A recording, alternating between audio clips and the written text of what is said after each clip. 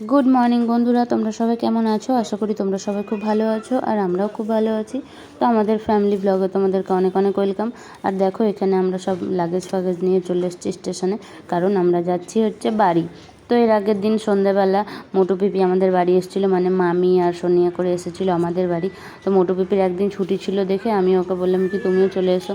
তো ও প্রথমে তো আসতে রাজি হচ্ছিলো না, কারণ ওর ওখান থেকে আমাদের এখানে আসতে অনেকটা সময় লাগে আর ওর প্রচুর জার্নি হয়ে যায়। তবুও জোর করে বললাম কি চলে এসো, সবাই আছে, একটু মজা হবে। বললে একটা রাত্রের জন্য আমি আর যাবো না। তবুও দাদা ফোন করে বললো চলে আয়, ভালো লাগবে। তো এসেছিলো। এখন আবার মানে শর্মা আর আমাদেরকে ছাড়তে যাবে না, পায়েল এসেছিলো বলে পায়েলই আমাদেরকে নিয়ে চলে যাবে, হাওড়া থেকে আমাদেরকে ট্রেনে বসিয়ে দেবে। তো এই যে আমরা স্টেশনের এপারে চলে এসেছি। আর ট্রেনটা এখন অ্যানাউন্স করেছে এপারে দিবে, মানে 2 নম্বর প্ল্যাটফর্মে দিবে। এখন দেখা যাক কোথায় যাই, না হলে আবার ছুটতে হবে এপারে। তো এখনও কোনো খবর হয়নি দেখে আমরা এখন এখানে বসে আছি। ওই যে ওরা তিনজন এখানে হাই করছে তোমাদেরকে। তো কি বিরক্তিকর ব্যাপার বলো তো, একবার অ্যানাউন্স করলো 2 নম্বর প্ল্যাটফর্ম থেকে ট্রেনটা ছাড়বে, আবার এখন আমরা যখন চলে এসেছি সব লাগেজ নিয়ে, তখন আবার অ্যানাউন্স করছে 1 নম্বর থেকে ছাড়বে। এত ভারী ভারী ব্যাগগুলো নিয়ে একবার এই পার একবার ওই পার করতে কেমন লাগে বলো তো? আমার তো ভীষণই রাগ হচ্ছিলো। তো কিছু করার নেই, বাড়ি যখন যাব তখন তো আমাদেরকে করতেই হবে, এরকম না? তো এই দেখো আমরা আবার সবাই যাচ্ছি ওই পারে। তো এখানে এসে কোম্পানির দাদাগুলোর সঙ্গে দেখা হয়ে গেছিলো, কারণ ওরা যাচ্ছিলো হচ্ছে কোম্পানি থেকে পিকনিকে। তো শর্মা তো যায় না, আমাকে তো কোনো দিনই নিয়ে যায়নি, ওর নাকি পিকনিক ভালো লাগে না। তো এই যে আমরা এখন লেডিস বগিতে উঠবো দেখে এখানে মানে আমরা দাঁড়িয়ে আছি। তো আমাদের ট্রেন এখন চলে এসছে, আর এই যে বেটু পাপাকে একটু আদর করে দিচ্ছে, মানে আবার অনেক দিন পর দেখা হবে। তো তোর বাবা এখন আর 2-1 সপ্তাহের মধ্যে বাড়ি যাবে না, তো 2-3 সপ্তাহ পর বাড়ি যাবে, অনেকটা দিনের ব্যাপার। তো একটু আদর টাদর করে নিচ্ছে পাপাকে সারা সপ্তাহের জন্য। আর এই যে এখানে মামি, পায়েল আর সোনিয়া বসেছে একদিকে, আর আমি বসেছি একদিকে। তো চলো, এখন আমাদের গন্তব্যস্থল হাওড়া। আর এখানে রাস্তায় মানে যেতে যেতে ওর লিপস্টিক উঠে গেছে দেখে ওর কাকিমণি ওকে লিপস্টিক পরিয়ে দিচ্ছে। মানে মোটু পিপি ঘুমিয়েছিল, মোটু পিপিকে ঘুম থেকে উঠিয়ে ওর কাছ থেকে লিপস্টিক নিয়ে তারপর এখানে লিপস্টিক পরছে, মানে সাজনি বুড়ি একটা। তো 3 ঘন্টা বসে থাকার পর আমরা এখন চলে এসেছি হাওড়া স্টেশনে। আর এখানে দেখো কত ভিড়, মানে এই এলাকাটায় মানে প্রতিদিনই ভিড় হয় আর কি। তো এখন আমাদের ট্রেন আছে 3টা 25-এ, আর আমরা 12:30 নাগাদ আমরা এখন পৌঁছে গেছি হাওড়া স্টেশনে। তো এখানে পায়েল আমাদেরকে কেক, চিপস এগুলো সব কিনে দিয়ে গেছে, মানে কিনে এনেছিলো। তো আমরা এখন ওগুলো বসে বসে খাচ্ছি। আর সোনিয়া এটা বলছে এটা রিসেন্ট বানিয়েছে চিপসটা, তো মামি বলছে ওই জন্যই ভালো লাগছে খেতে। আর দুপুরের খাওয়া দাওয়াটাও আমরা এখানে খেয়ে নিয়েছিলাম, কারণ আমাদের ট্রেনের মধ্যে গিয়ে খেতে কারোরই ভালো লাগে না। আর এমনি মানে চিপস টিপস এগুলো খাওয়া যায়, কিন্তু ভাত টাত রুটি এগুলো একদমই খেতে পারি না, কারণ ট্রেনের মধ্যে একটা কীরকম বাজে গন্ধ থাকে। তো এখানে খেয়ে টেয়ে নিয়ে আমরা একটু গেছিলাম হাওড়া ব্রিজ ঘুরতে, মানে গঙ্গার পাড়টা। তারপর ওখান থেকে এসে এই যে আমাদের ট্রেন দিয়ে দিয়েছে ইন্টারসিটি। আর মানে 2টো ইন্টারসিটি ছিল পরপর 2টো, তো আমরা মানে বুঝতে পারছিলাম না কোনটায় যাব। তো তারপর মানে একজন পুলিশকে জিজ্ঞেস করলাম, তারপরে বললো না এটাই যাবে। তো এই যে আমরা এখন যাচ্ছি। তো ট্রেনটা মোটামুটি ফাঁকাই ছিল, আমরা এদিক ওদিক সব মানে সিটগুলো দেখে যাতে বাথরুমের দিকে না পড়ে ওই জন্য আমরা এই জায়গাটায় এসে বসেছি। আর সোনিয়া, বেটু ওরা আগে চলে এসেছিলো আর আমি পরে এসেছিলাম, মানে পায়েলকে একটু এগিয়ে দিয়ে আমি পরে এসেছিলাম।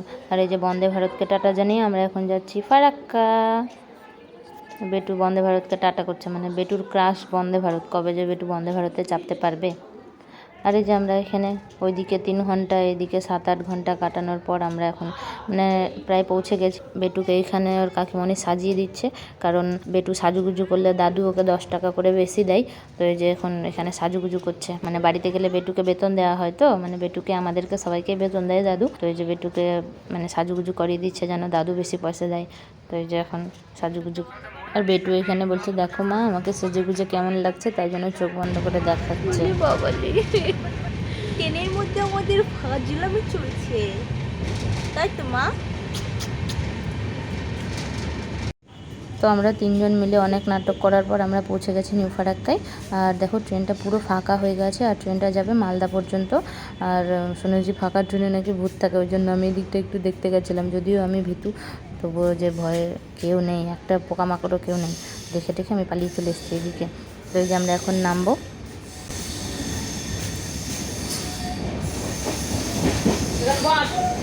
একদমই করবি না।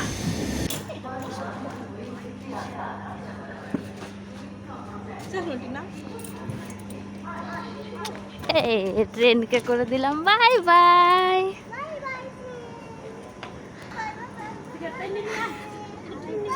চল হাঁটতে থাকো। চলো চলো।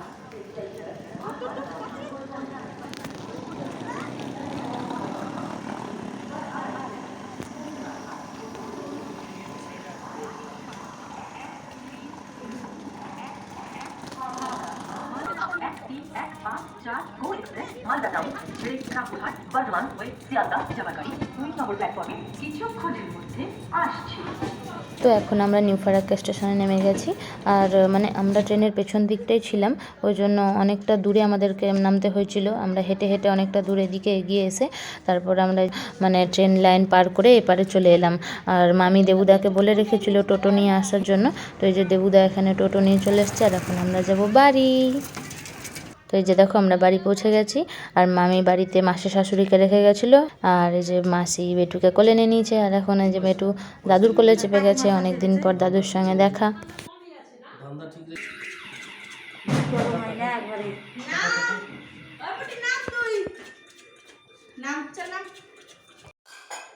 হাসি কথা হাসছে দেখো না এবার আসেন হাসছে কত দেখো। বেতন থ্যাংক ইউ বলে যে। তো বন্ধুরা আজকের ভিডিওটা কেমন লাগলো, ভালো লাগলে লাইক শেয়ার করে দিও, আর আমার চ্যানেলটাকে প্লিজ সাবস্ক্রাইব করে দিও। তো আজকের মতো টাটা বাই, সবাই খুব ভালো থেকো।